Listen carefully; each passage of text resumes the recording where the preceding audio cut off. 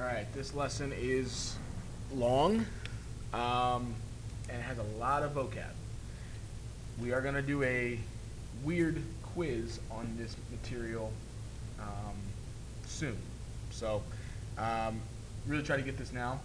Good news is I talked about like the first 2/3 of these vocab things on the last notes when I did those constructions. So let's just jump in. I talked about this. Concurrent lines are 3 or more lines that meet in one point. Okay, so we talked about that yesterday with perpendicular bisectors and angle bisectors. The point of concurrency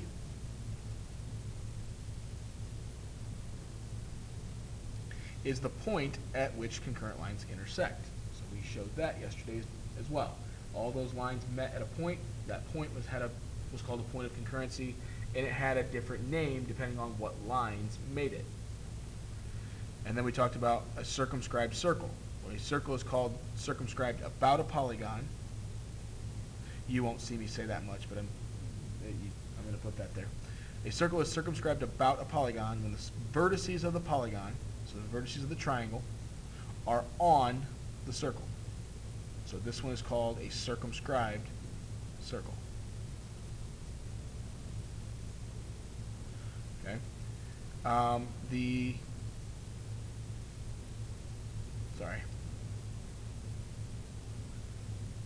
Circumcenter of a triangle is the point of concurrency of the perpendicular bisectors of a triangle. We talked about that yesterday. We constructed that yesterday. We did all the perpendicular bisectors. They met at a point. We called it the circumcenter. Okay, so point C over here is called the circumcenter. Now the reason I know that is the markings, okay? I see that and that. That means RC is a perpendicular, that's the perpendicular, bisector, cuts it in half. Same thing here. This is a perpendicular bisector. Perpendicular, and those are equal, so it's a bisector. Perpendicular, those are equal, so it's a bisector. All the perpendicular bisectors met at a point called the circumcenter. Okay? A circle is inscribed in a polygon if the sides of the polygon are tangent to the circle. So we're kind of moving on from the circumcenter. Okay? So a circle is inscribed in a polygon if the sides of the triangle are tangent, which means they just touch the circle, which is what we've got here. So this is called an inscribed, I can spell, inscribed circle. Okay? The incenter of a triangle is the point of concurrency of the angle bisectors of the triangle. I'm going quickly right now because we talked about this yesterday. Angle bisectors, we constructed them. They met at a point, and that point was called the incenter. So these are angle bisectors because of, look, it's marking that those angles are congruent. So that's an angle bisector. TI is an angle bisector. UI is an angle bisector. And VI is an angle bisector. So they meet right there, and that's called the incenter. Okay? So we're done with that one. Now, we haven't talked about these last two and the first two on the back of this. So these are new. Didn't do anything with this yesterday. A median of a triangle is a segment that has as its endpoints a vertex of the triangle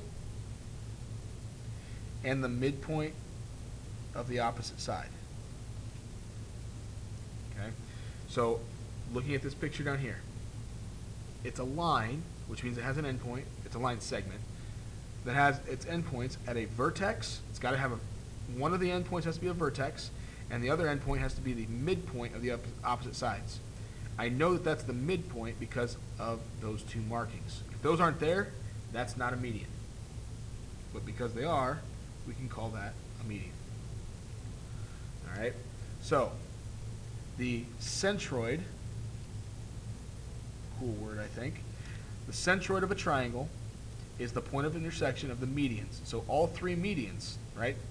Every vertex has a median. So from the vertex to the midpoint of the opposite side, from the vertex to the midpoint of the opposite side.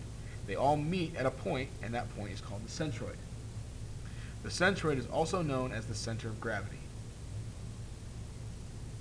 So if I find the centroid and was like able to pick this triangle up and like bounce it on my finger, if I put my finger on the centroid, the triangle should be balanced. Okay? Now there's a couple theorems here that go back to these, and we actually did talk about these yesterday when we constructed them. The perpendicular bisectors of the sides of a triangle, right? We do perpendicular bisectors of a side, are concurrent, or they meet at a point called the circumcenter that is equidistant from the vertices of the triangle.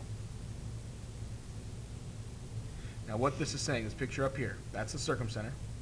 So QC, so the distance from Q to C, is the same as the distance from S to C, which is the same as the distance from R to C.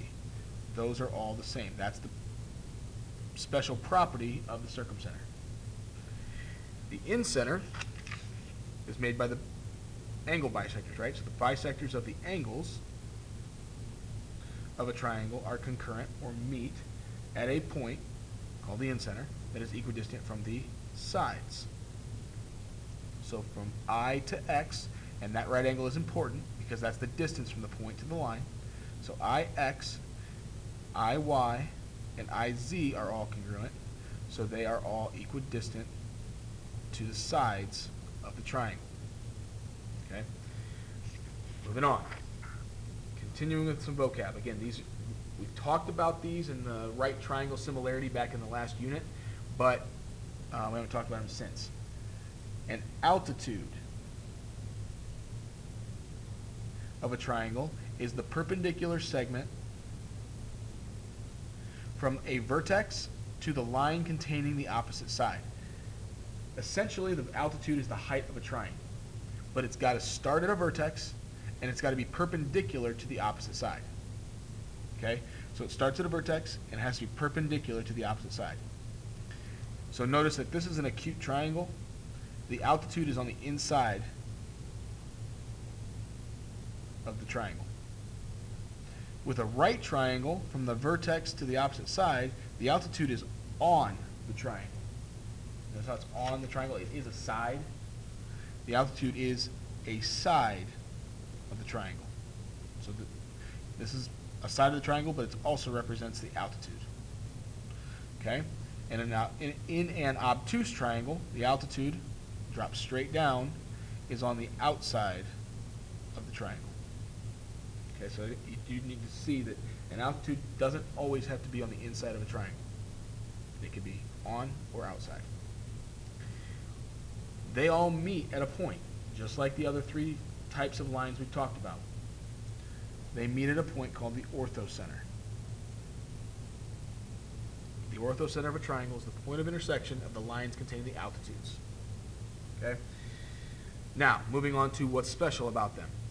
Back to medians, the centroid of a triangle. The medians of a triangle are concurrent or meet at a point that is 2/3 the distance from each vertex to the midpoint of the opposite side. Now, I hate that definition, and I'm going to give you another one here in a second, but what I want you to see is DC is 2/3 of DJ. So from the vertex to the centroid is 2/3 the distance of the whole median. From the vertex to the centroid, EC, is 2/3 the distance of the whole thing. FC, the vertex to the centroid, is 2/3 the distance from the whole thing. Now, I thought of another way to say that. This is actually my wording here. Okay? I like this better. I think a lot of you will too, because it doesn't deal with fractions. The distance from the vertex to the centroid is double the distance from the midpoint to the centroid. So another way of saying that, the distance from the vertex to the centroid, I'll just use this one, that's DC, is double the distance from the midpoint, so J, to the centroid. Okay? That might help you better than this one. You can use either one, I don't really care, but I think this one is a little more easy to understand. The orthocenter of a triangle really doesn't have any special properties other than the fact that they meet. The lines that contain the altitudes of a triangle are concurrent, which means they meet at a point. Okay, practicing theorem 5.8 here. So what I hope that you look at, first thing I see is that there's markings, which means E is the midpoint of AC. F is the midpoint of BC. And H is the midpoint of AB by those markings. What that means is CH is a line that contains the vertex and the midpoint. So CH is a median. Vertex to the midpoint, it's a median. Vertex to the midpoint, it's a median. All the medians meet at the centroid. So point D is the centroid. Okay? Find the length of each. So I gave you triangle ABC, DE is 6. So this is 6, and AH is 11. Okay? Find each length. BD, so we're looking for this right here. Now I'm going to use the one I like here. So BD is the distance from the vertex to the centroid. So X equals double the distance from the midpoint to the centroid. So 2 times 6, so X equals 12. So BD is 12. Which means BE, the whole thing, is 6 plus 12, or 18. Okay? And I want you to see the relationship here. That's 6, that's 12, the whole thing's 18. So 6 out of 18, so out of the whole length being 18, this covers 6 of it. It covers a third the distance. This is 12 out of 18. It covers 2/3 of the distance, which is where this comes in, up here. I want you to see that because it's going to come into play on the next problem and other problems. BH, well, if you know what the markings mean, you should see that BH is 11. This whole centroid idea of 2/3, 1/3, doubling, all that, that's only interior parts. Notice that this is outside. This is 11, so this is 11. The whole thing would be 22. Okay? Number 2, WM equals 16. RZ equals 18, so the whole thing equals 18. We'll talk about that one in a little bit. Before I do anything else, I need to identify what that center is. You can probably guess, but I see that vertex to midpoint, median. Vertex to midpoint, median. Vertex to midpoint, median. So the medians meet at the centroid, so point M is the centroid. You need to make sure that it's the centroid before you move on. Okay, MX, we're looking for MX here. I gave you the vertex to the centroid, so that's the part that's alone, is double the distance from the midpoint to the centroid, so that should be 8. So then WX, the whole thing, is 16 plus 8, or 24. Now, this one's a little trickier because RZ, I gave you the whole thing. You can't just cut it in half. But if you remember that 18 represents the whole thing, and it's split into 1/3 and 2/3, 1/3 of 18 is 6. So MZ is 1/3. MR is 2/3, or 12. Okay? So when I give you the whole thing, you kind of have to think of it in terms of thirds and 2/3. Okay? On to the last page. Part of the problem that a lot of people have is identifying what line is in each triangle. So that's what this 3 through 6 works on. Name each thing in the triangle. So I want to find an angle bisector. And what I would do here is I would pause it each time I move on to the next one and try it yourself and make sure you're getting it right. If you're not, it's something you need to focus on. If you are getting it right, great. So I look at this and I see an angle bisector. I'm looking for an angle that got cut in half. Right here I see an angle that got cut in half. What line did it? BE. So that's my angle bisector. Okay? A median. What I'm looking for there is a midpoint. And I know a midpoint when I see these. So C is a midpoint. Well, there's two lines that meet at C. And that's where the second part of a median definition comes in. It's got to come from a vertex. A is not a vertex, F is. So a median here is FC. A perpendicular bisector, I'm looking for a right angle, and I'm looking for a side that got cut in half. Well, I see a right angle here, but it didn't cut a side in half. That's not a perpendicular bisector. I see a right angle here. This did get cut in half. What line did it? That would be ray CA was the perpendicular bisector. And then an altitude, I'm looking for a right angle, but it has to come from a vertex. So again, right angle, but that's not a vertex. Here's a right angle that comes from a vertex, so DG is the altitude. Okay. Another thing that people struggle with is identifying what type of line is drawn. Okay, kind of working backwards from what we did up here. So identify each segment or ray as a perpendicular bisector, angle bisector, median, or altitude. It is possibly more than one. Okay? So ST, look at here, I see ST. It goes from a vertex to the opposite side. It's not the middle, doesn't show that it's the middle, but it's right angle. That is an altitude. UW, from a vertex to the opposite side. It doesn't cut the angle in half, not an angle bisector, but it does cut that side in half, so it's a vertex to the midpoint. That is a median. BD goes the opposite side from a vertex, but it's not the middle, so it's not a median. It's not right angle, so it's not an altitude, but it did cut this angle in half. BD is an angle bisector. Line N doesn't come from a vertex, so it's definitely not a median, it's definitely not an altitude, and it doesn't cut an angle in half, so it's not an angle bisector, but it is perpendicular to AD, and it cuts AD in half. It's a perpendicular bisector. 11, MY, vertex, midpoint. This is a median. Could it be an altitude? It could be if it was perpendicular. It's not, so it's not an altitude.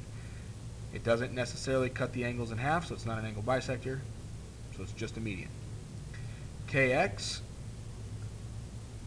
cuts in half and is a perpendicular, so it's a perpendicular bisector. Okay, but I also see that it goes from the vertex to the midpoint, so it's also a median. But it's also going from a vertex and it's perpendicular, so it is an altitude as well. And then I could go through a proof and show you that this triangle here, LXK, is congruent to MXK. Actually, I can just tell you it's side, angle, side, reflexive property. Therefore, this angle and this angle are congruent because of CP/CTC, so I could say it's also an angle bisector. KX is actually all four of those. Okay. All right, almost done. Name the triangle center being described. So now we're focusing on the properties of these lines. City planners want to locate a fountain equidistant from 3 straight roads that enclose a park. Okay. How can they find the location? So here's 3 roads. I have a picture down here.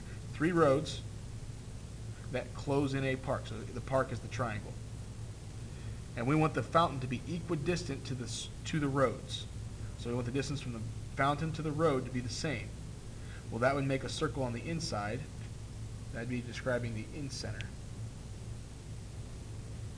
We would want to find the in-center. So you would want to construct the angle bisectors, right, to find the in-center, and you'd be able to find where the fountain should go. Okay? The towns of Adamsville, Brooksville, and Cartersville want to build a library that is equidistant from the three towns. Where should they build the library? Well, you see Adamsville, Brooksville, and Cartersville form a triangle if I would connect them. If I want the library to be equidistant to those 3 points, I'd be looking at the circumcenter. Because that's where that center has that property that's equidistant to the points. Okay? Small park has 3 pieces of playground equipment: a slide, swing set, and monkey bars. Families have collected money to install a water fountain. Parents want the water fountain to be equidistant from each piece of equipment. This is a lot like number 14. I want equidistant to the 3 points. So that would be the circumcenter. Last one, suppose you want to hang a model airplane from the ceiling so they stay upright horizontally. You want to find the point at which to hang a triangular shaped stealth bomber model. For this shape, where would it need to hang? So we're saying basically this is a triangle. You'd want to find the medians, which would be the centroid, because the centroid is the center of gravity. Okay, I know it was long, a lot of vocab, a lot of new things, a lot of characteristics. We want to keep them straight, and we're going to work on this tomorrow. And again, let me remind you, you will have a quiz on this.